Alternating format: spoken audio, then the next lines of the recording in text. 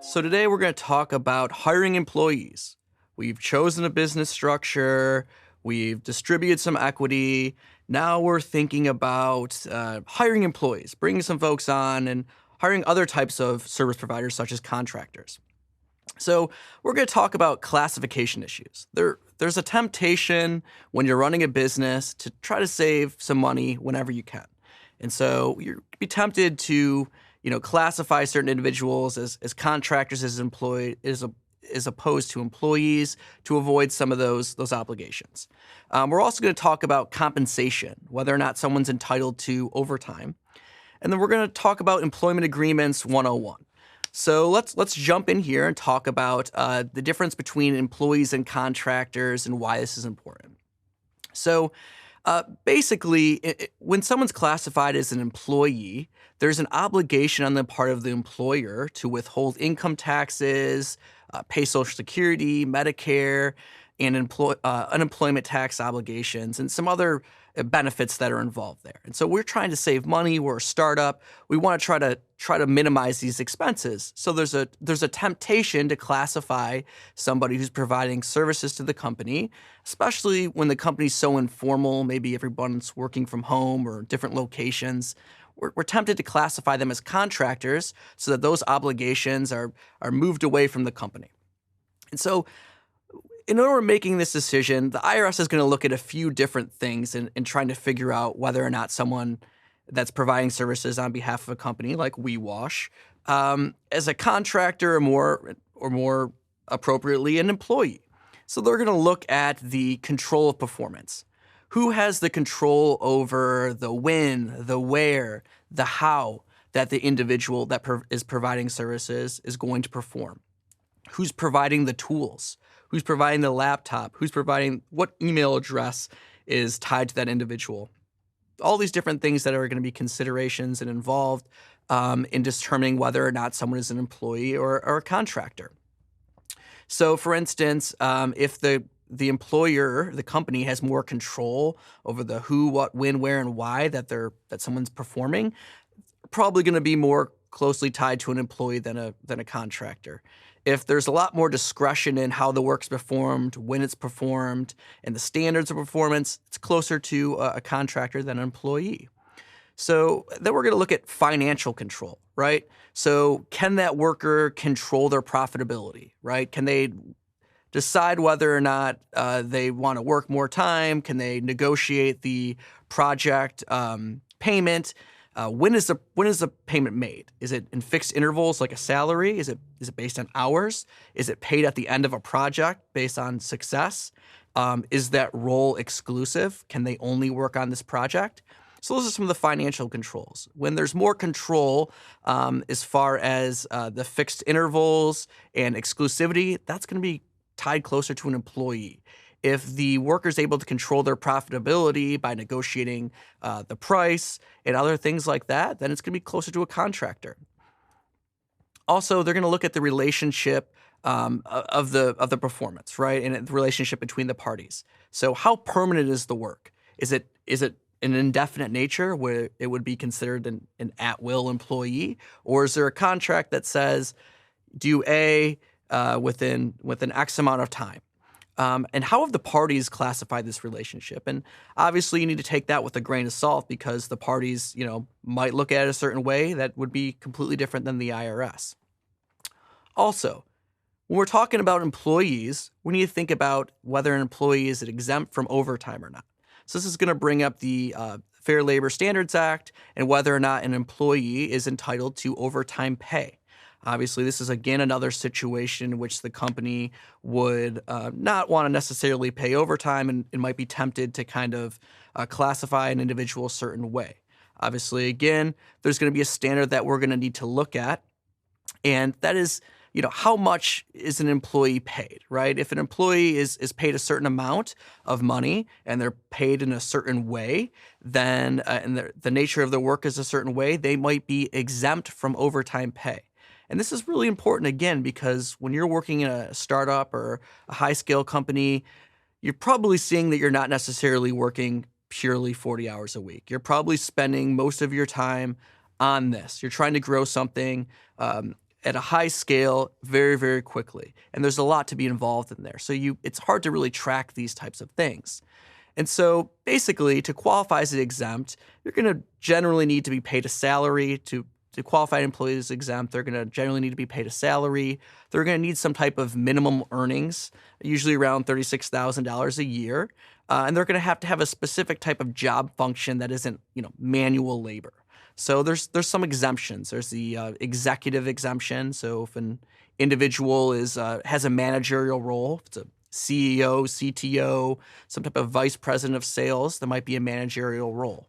If it's an administrative employee, there's someone with independent judgment and discretion as to how they perform the work. The professional exemption, so lawyers, accountants, things like that. This also includes certain types of creatives. The computer employee exemption, this is for like a non-salary computer type of employee, some type of developer type of employee that is not on salary and they're getting paid around $30 an hour. Outside sales, those who are traveling outside of the regular place of business and focused on sales. Other highly compensated individual that are, over $100,000 a year. And remember that these laws are also subject to state laws, which also apply as well, which can be complicated. Also, minimum wage laws. Companies must pay employees minimum wage under federal and applicable state law. And yes, I get asked this all the time. Technically, a founder has to get paid minimum wage. Obviously, who is the individual that's going to be upset about this? It would be the founder, and maybe the founder might not want to sue his own company or cause any issue with his own company for not being paid minimum wage, but it is required by law. So that's something that you need to take into account in making sure that even the founding team is being paid at least minimum wage. So we've kind of discussed the very general employment law standards in there. But what should we include in our employment agreements? We're trying to bring people on at a rapid pace. Our team is growing like crazy. What do we need in our employment agreement? Is this a 10-page document? Is this a simple email? What is this? So generally, you're going to want to include in an employment agreement a description of the nature of the role and the expectations. You're going to want to set out that an individual is at will. Is this the person that can either be terminated, at will for any legal reason? So that means that they can leave voluntarily on their own choice without notice, or they can be terminated at will. Not every employment situation needs to be at will. You could, maybe engage in a yearly employment or annual employment type relationship. But you also need to clearly define the expectations from the very beginning. You want to build a point to something if it doesn't work out. If someone is expected to make a X number of sales and they're just not hitting those targets, you want to build a point to that. You want to clearly define the roles and expectations. I also think it's wise to state whether or not the individuals agree that the employee is exempt versus non-exempt. We've discussed that in the past. We want to make sure that when we're looking at the role and the expectations that are involved of whether or not that fits within the exempt versus non-exempt classification. Perhaps the most important thing for a company like WeWash that's developing intellectual property and technology is that they include a confidential information and an invention assignment agreement. We're going to discuss this in more detail in other sections, but also we'll discuss it here. So this it's a document that says that the individual employee will keep all confidential and proprietary information that they receive during their employment confidential. They're not going to share this with anybody else. It's kind of like the employment version of an NDA, so to say. It's also going to require a transfer of intellectual property rights from that individual employee to the company itself. So if they're creating code, that's transferred over. If they're creating a medical device or they're creating some type of chemical compound or some other type of engineering invention, that they're going to assign those intellectual property rights to the company.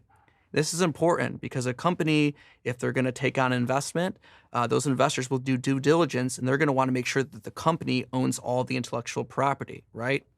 They're not going to want to invest in a business that doesn't even own their own code.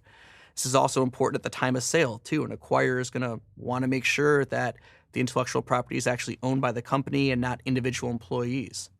It's also going to often include a non-solicitation of employees, vendors, and customers. So the idea being that you don't want those employees to come in and then start taking other employees with them to their new startup. It may also include a non-compete, and that's where you need to be very careful of state law and cognizant of state law. Some states don't even allow this at all, such as California is a notable example. And very limited situations it can be used. Um, in other states. We're also going to discuss compensation, right? We're going to talk about cash payment, maybe salary, how it's going to be paid. Is it going to be paid every 2 weeks? When's it going to be paid? Things like that. And we're also talking about equity, right? So are they going to receive stock options, other forms of equity compensation, and what other benefits, what other employee benefits will they receive as part of their employment? One thing to note about equity, I get asked this often, and how do you deal with equity and giving it an appropriate amount? We'll discuss a little bit later in some of the other sections about an employee option pool and a stock pool and amounts of shares that are designated for employees. But just be generous. We've talked before about vesting. Stock options and other forms of equity are going to be subject to vesting. So if things don't work out, you're not going to lose all of that equity if it's tied to vesting and someone is terminated. So be generous, okay? Obviously, equity can be really beneficial in building a culture, but it's not a replacement. So, just also on the same note, just giving out tons of equity to folks who haven't proven any value or much value is not just going to create a strong culture and incentivize employees to build the best company possible. It does incentivize it, but it's not a replacement for culture. Also, when you're making hiring determinations, don't just hire for the sake of hiring. Often a bad hire is worse than no hire at all. What you often see with a bad hire is you've spent time and resources and money on this individual, and now you're having to give out a severance package or at least again go back on the hiring trail. So be very thoughtful in the process of when you're hiring individuals, and when you're giving out equity compensation.